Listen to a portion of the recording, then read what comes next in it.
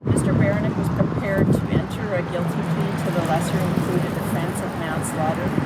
Obviously, as everyone's heard, the circumstances, because of the investigation and the evidence that we were able to provide, he was initially charged with murder.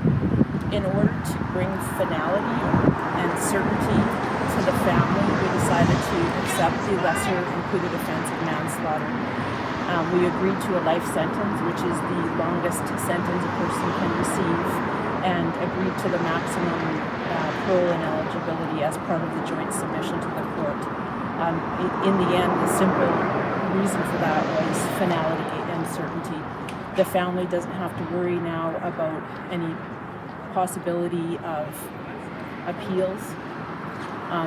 Mr. Baranec, he's currently serving a life sentence for murder with a parole and eligibility of 25 years. All appeals on that murder had been exhausted all the way to the Supreme Court of Canada. This left essentially another case that the consequences for a further jail sentence were moot, frankly. The circumstances surrounding this case, it was a complex case involving a Mr. Big application, a bunch of circumstantial evidence that would need to be led, and we had a situation where the Crown didn't have a body, and so it was a case that after much discussion, if it made sense for the parties to come to a conclusion on a case where manslaughter was the plea and a concurrent life sentence. In terms of the consequences to the accused, in terms of custody, it's not going to change anything because he's already serving a life sentence, but it provides closure to the family, and I think that that's an important consideration. You don't have anything left to give a victim's family in a case of a homicide. Closure is the only thing you really can do, and that's what we gave them today, and it's a shallow victory, but one that we can offer them. It's the only thing you can offer a victim's family in a circumstance like this. And she was funny, she was cute. She just loved life so much.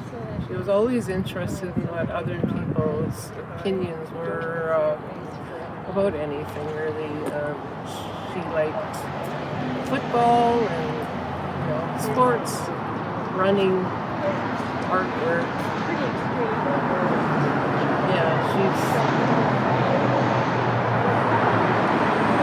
I just miss her terribly.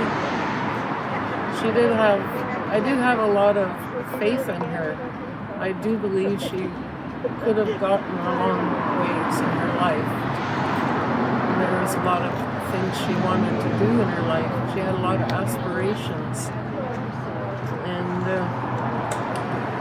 I'm sorry that she never got a chance to do all the things that she wanted. She was just so young and gullible, I think. I believe quite gullible.